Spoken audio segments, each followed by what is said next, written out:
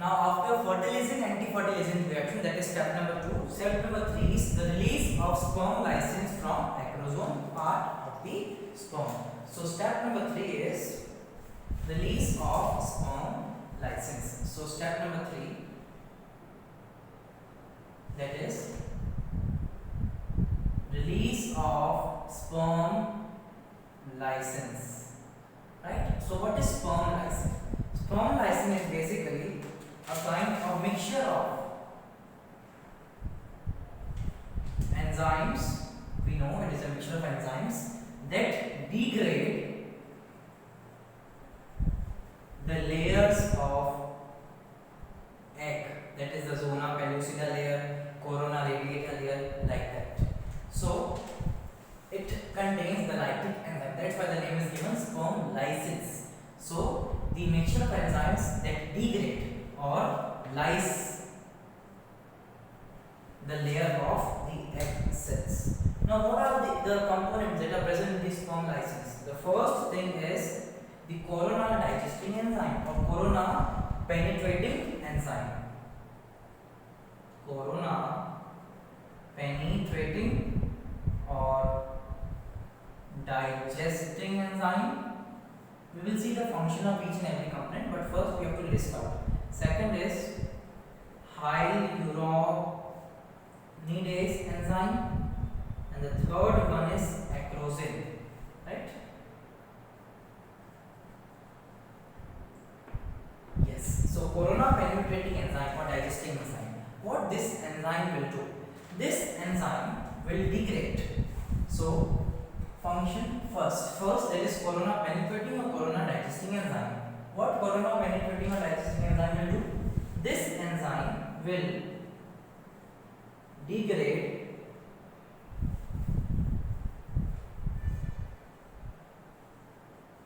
the corona radiata layer. The corona radiata layer. Now corona radiata layer, the speciality of the corona radiata layer is such that, say for example, this is the layer, the corona radiating layer.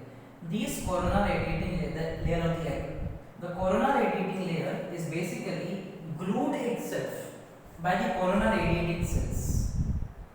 So like structures, a mass of cells is produced or it is present. All these structures are glued together via hyaluronic acid.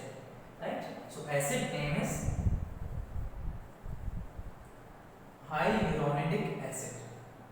So the second enzyme, hyaluronidase, act on this hyaluronic acid and then destroys that layer also. So hyaluronic acid function is to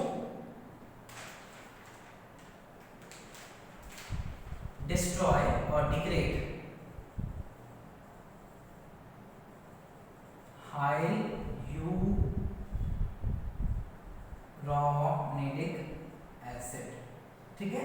Now what this acrosin will do? Acrosin will dissolve the zona pellucida layer. It will dissolve. What is the meaning of dissolve? That means it is again degrading the zona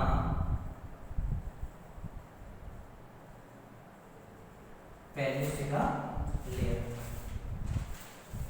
Right? So three structures. So three corona penetrating or digesting enzyme, hyaluronidase enzyme, and acrosin.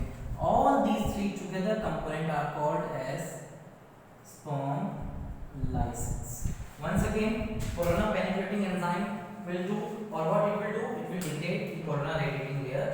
Hyaluronidase will dissolve, or it will again degrade the hyaluronic acid that is present within the corona radiating layers, and this acrosin will dissolve the zona pellucida layers. Now what happens? The sperm lysine has destroyed the layers, all the three layers of the ova or the egg cell.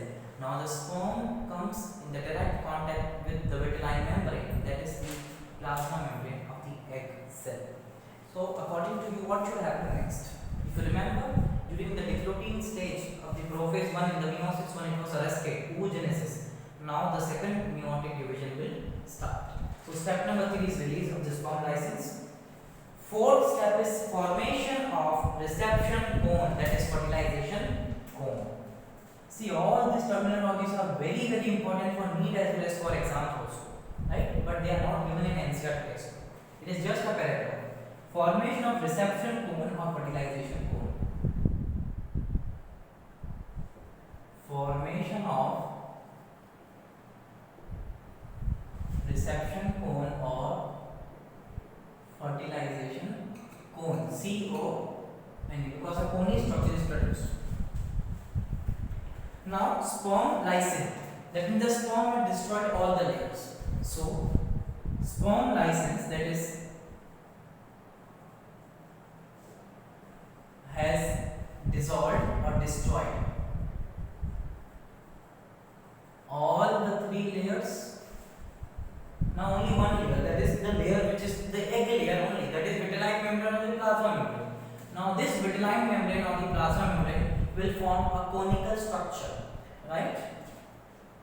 So vitelline membrane forms a conical structure, right? So let us say if this is the vitelline membrane, then vitelline membrane is going to form some conical structures, and so that sperm can now come in the direct contact with the layer of the egg cell, right? So step number 3. So let us say this is step number 4. Now step number 5 is start of meiosis 2, that was arrested, right? So start of meiosis 2. Now what is going to happen when meiosis 2 will start? If you remember, the primary oocyte and the first polar body was ready. Secondary oocyte also formed. So this secondary oocyte will undergo one more meiotic division. So this is meiosis 2, in order to form a bigger cell and one smaller cell. This bigger cell is called as ooted or the egg or ovum cell, and this is the second polar body. This is what we have studied in the oogenesis only. This is second polar body. Now when start of meiosis takes place? When the sperm just touches the vitelline membrane or the plasma membrane of the egg cell. If you remember, we have discussed during oogenesis also that meiosis 2 will be triggered as soon as sperm enters into the female reproductive tract, that is within the vagina. That is, insemination should or must take place. So sperm has reached up till the membrane, that is vitelline membrane. When as soon as the sperm touches the vitelline membrane, meiosis 2 is triggered. It starts. Second oocyte get activated to produce ooted egg or the ovum cell and second polar body. And you know this second polar body will start degenerating. Now when meiosis 2 is triggered, this metaphase factors get deactivated and the anaphase activating proteins or factors get activated, so that meiosis 2 can be completed. So what happens? Metaphase factors gets deactivated and anaphase promoting factors. First, anaphase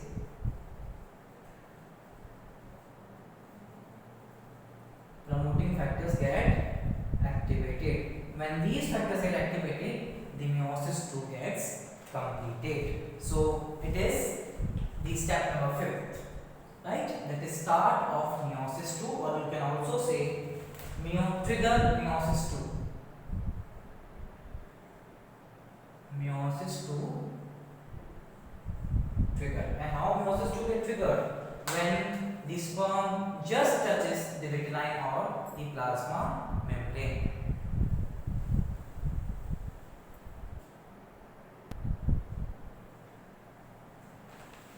So after triggering of the meiosis 2, the next step, that is step number 6 is formation of fertilization membrane or cortical reaction. So step number 3, 4, 5. Now step number 6 is formation of fertilization membrane or cortical reaction.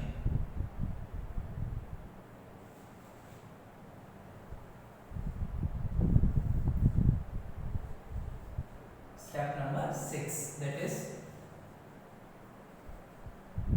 formation of fertilization membrane, or you can also say cortical reaction. Now why this called as cortical reaction we will discuss. Once we will be thorough with this step, you will come to know why this step is called as cortical reaction and what is the importance of fertilization membrane also we are going to discuss. That is a significance part. Now let us say this is the vitelline membrane of the egg and the exoplasm and ooplasm part, that is a cortical outer as well as inner part. So this is the region that is outermost part, that is called as exoplasm, right? And this innermost part is what we call it as ooplasm. This is what we have studied when we were discussing the structure of human egg cell.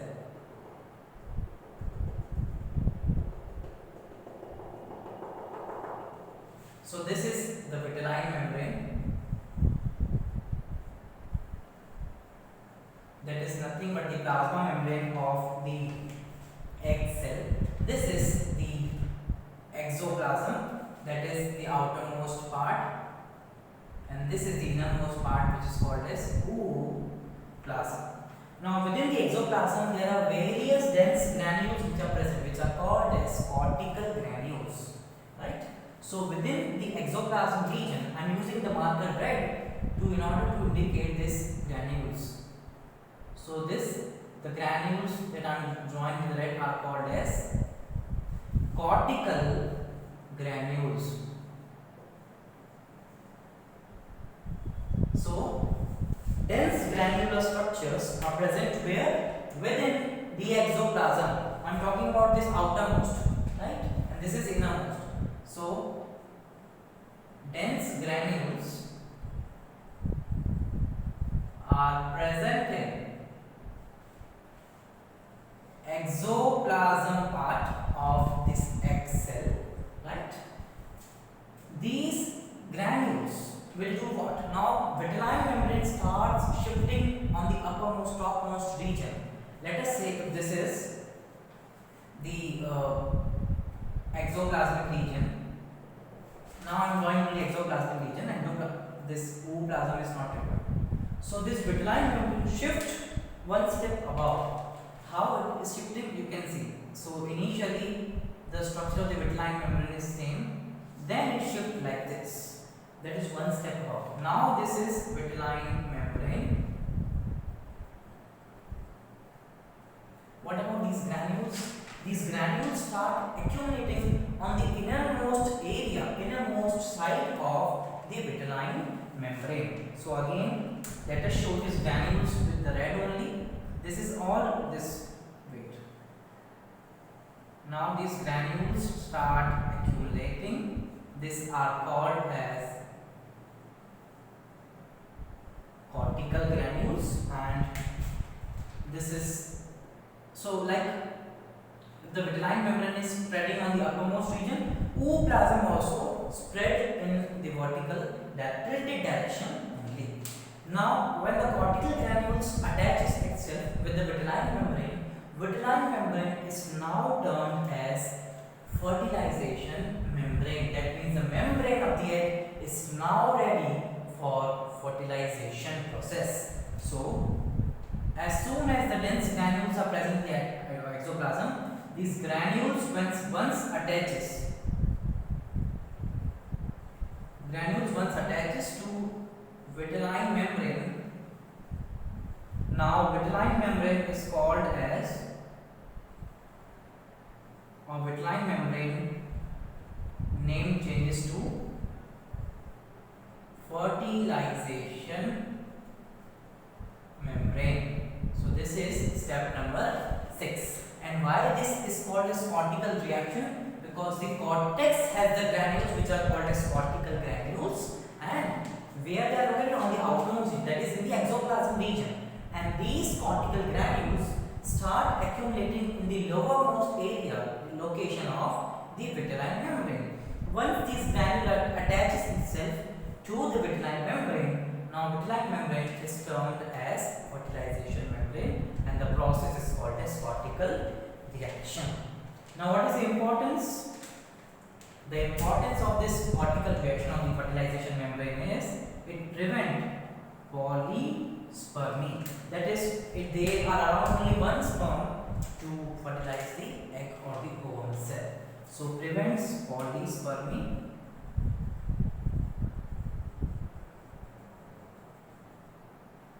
and maintain ploidy level. Now, when they are preventing the polyspermy, that is, not more than one sperm should go and fertilize the egg cell, because our human female uterus is designed, the female body is designed in such a manner that one uterus can maximally hold. Actually, there are twins also, but for the very well development of the child, that is, uterus is designed to hold or implant only one embryo. So that's why one sperm should go and fertilize the egg or the ovum cell. Ploidy means that is nothing but the chromosomal number. So if there is no polyspermy, so ploidy number should be, that is diploid only, it is maintained. Now the last step, that is step number 7, is fusion of the nuclei of the two gametes. Now it is just near to this ovum or the egg cells. Step number 7 is fusion of two nuclei of two gametes. Right? That means the sperm gamete and the female gamete, that is ovum.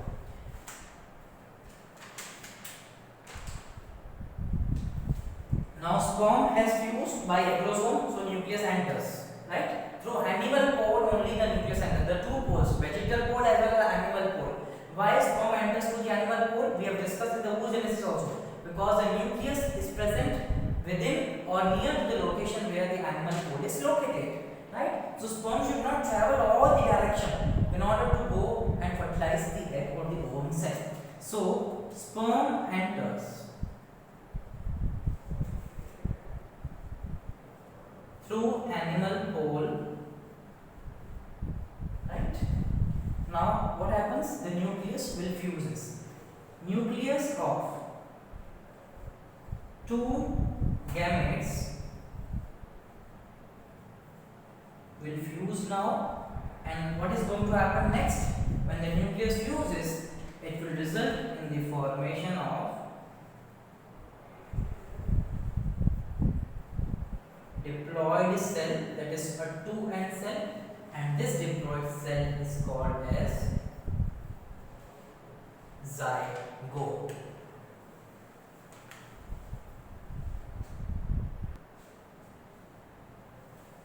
So in the step number 7, what we have discussed, that is nothing but the fusion of two gametes nuclei.